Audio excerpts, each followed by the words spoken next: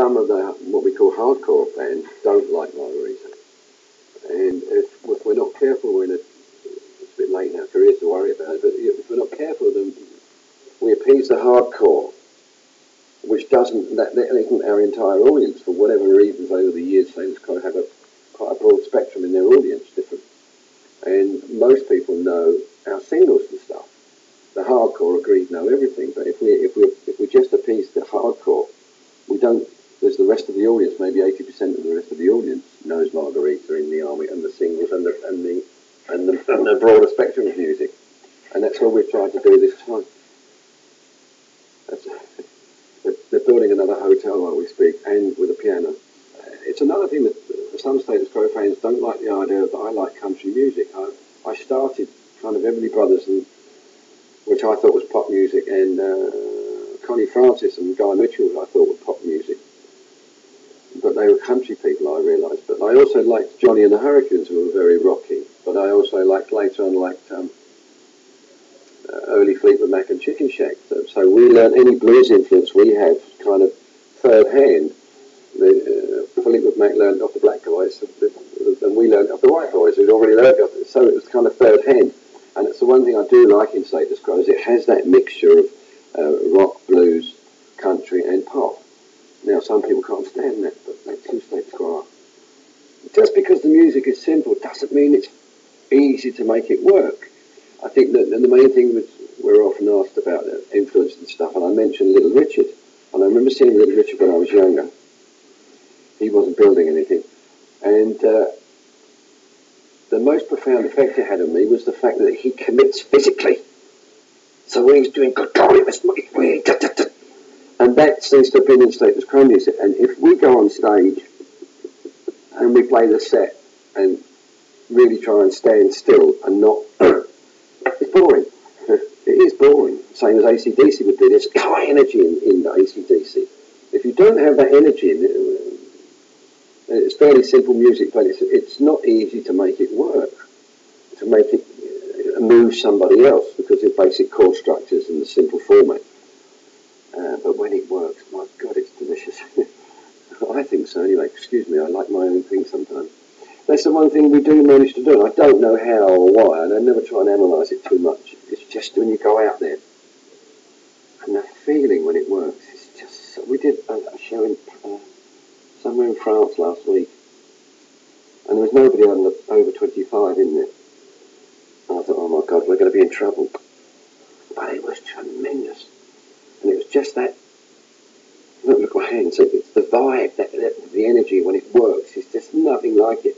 Plus I think when it goes wrong, there's nothing like it. There's nothing as bad as when it goes wrong. So I said to you, if we stand with that whole crop of Britpop acts that people talked about, shoe starers we call them, they just stare at the floor and they look very unhappy. They look like they don't want to be there, and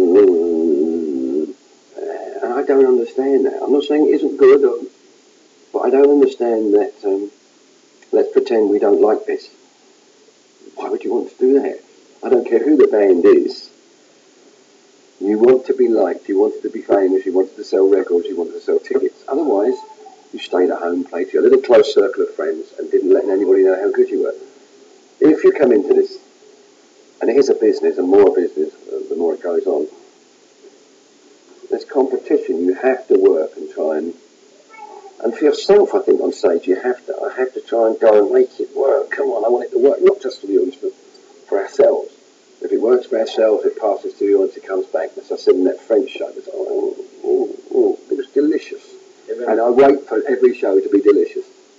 Tonight, we could play the best show any band ever has ever played. I can't tell them people tomorrow night that, we were really good last night. So, you have to be good again tonight, and you have to be good again tomorrow, or to please them again.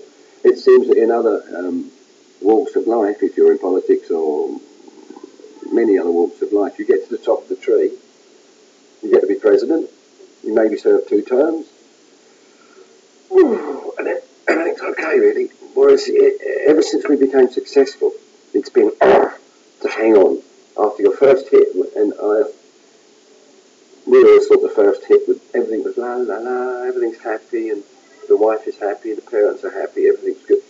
It's nothing like that. You have a hit. You're the same person you were yesterday. You just happen to have sold some records, and now you better hang on and sell some more. You better. You know, it's always about your next album. We're talking about the next album that's coming out, and it's always about. It's never about now. It's always about the future. Even we're talking about tonight's show, and that whole life is getting to be like that to me. It's not. It's never about now. I'd like life to be about now, but perhaps not. I think the biggest live crowd we ever played to was us and the Beach Boys in Berlin. I think it was 350,000 people. Now that was so vast. There were so many people. There's such a lack of contact. Whereas tonight, perhaps there's much more contact with people. You can feel people and see people. The Diana show, no contact whatsoever. The barrier is 60 feet away. So the first person you saw was 60 feet over there. And to get a vibe with them is never as good as somewhere between a 1,200 seat and a 3,000 seat. But each day and each venue has its own thing. And as you said, the Diana thing was quite good. We did what we needed to do. When we did the French thing the other week, there's 40,000 people. We probably got to 25,000 of those people. And that's the thing to me, is getting to them. And so it's always been a challenge since I was about 16. In the differences from one day, as you said, you're playing Wembley Stadium, and the following day we played a marquee in Cork in Ireland with 6,000 people. And the following day we played somewhere with 20,000 people, and then we played somewhere with 2,000 people. And I think that's a thing that older bands are quite used to, because we started out in the 60s and the 70s, and you just did that. You might play, I think the least we played to once was 3 people and a dog. 3 people and a dog in this gig. Lately there's been quite many other rock stars, again, speaking about status quo, like Lars Ulrich from Metallica and those guys. So how do you feel about them talking about you? I love it, but I don't like it as well. You know, that's the same contradiction. I'm not very good with compliments, or it's nice when people say the band were great, but not many people come up and say you were shit. Maybe they think it, but not many people come up and say it. But Lars came to see us in somewhere in San Francisco, I think it was. Yeah, and we didn't know that he'd been a fan for many years, which is nice. And anybody that's brave enough to say so, you have to be pretty brave to say you're a status quo fan. Most people would. And I understand that too. It's something that seems to have happened in music, or it happens in life. I remember hearing a record when I was about 19. And I was going into London to our office. And there was this song, Yellow River. Yeah, oh, yeah, that's good. Oh, I like that, yes. I got to the office, I mentioned to the manager, he says, I've heard that, that's great, I like that record. A lot of people were talking about it. A week later, we saw the band on Top of the Pops. Whoa! As soon as you saw the band and the image, oh no, we mustn't. And from that time on, I thought, no, I do like the record. We mustn't do that. We mustn't, because it doesn't fit with who we think we are fashionably or whatever else. It's just music. I can't help but like it. I was in that restaurant over there just now, and there was a record by a band called Fastball, and I remember we bought it. We were making Under the Influence album, and we went out and bought it, put it on the shit. Lovely song, lovely record. People said it sounded like Tom Jones, some Delilah or something, and I still loved it. And the last time I heard it was about 15 months ago. I was in a shop in Sydney, and it came on. I was stuck. I just can't. And the same happened in there just now. Stop. And I love that music can do that to me. It still does that to me. I don't have to decide whether it's groovy or not. I don't have to decide whether it's fashionable for me to like it. Plus, I'm old enough now. Who cares? I mean, I said to you, tonight when I leave the venue, I'll get in my room in the bus.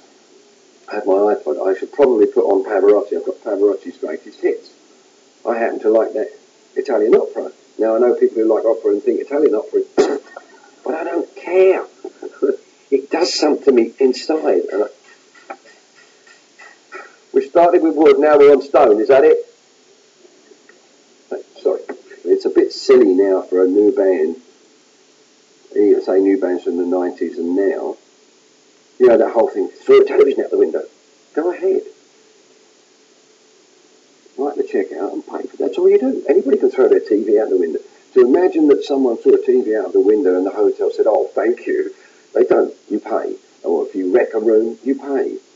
So that whole thing, I'm sure it's grown up a little, but this myth that you're allowed to do this and no one said anything to you, you pay the bill. So you can do it. You can do it. Throw something out of the window and go around the store and buy a new TV. Simple. So all that wild behaviour that people, oh, aren't we wild?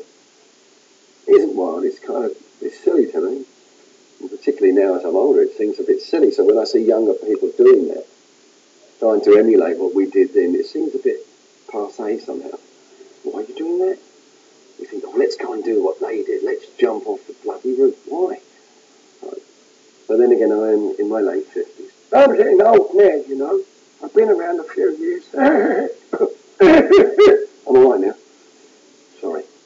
I did cocaine for a while, for 10 years, and drank for about 8 years. I never liked drinking. I don't drink now, and I never really liked drinking. It was just good to control the cocaine. And they were bad mistakes for me personally. But however, I wouldn't be where I am now. So I'm a firm believer in, if I hadn't fallen over out there, I wouldn't have got up and come in here. And the same with that coke routine. But ideally, I'd rather not done it. I messed up my nose, changed my personality. It kind of messed the band up for a long time. We were wandering around. What's going on? We didn't know where we were going.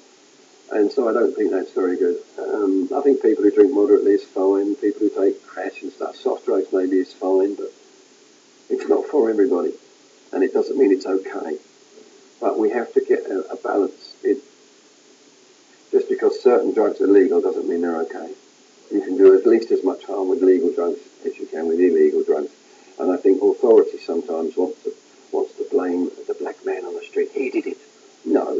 Let's be human. We can do as much damage with legal drugs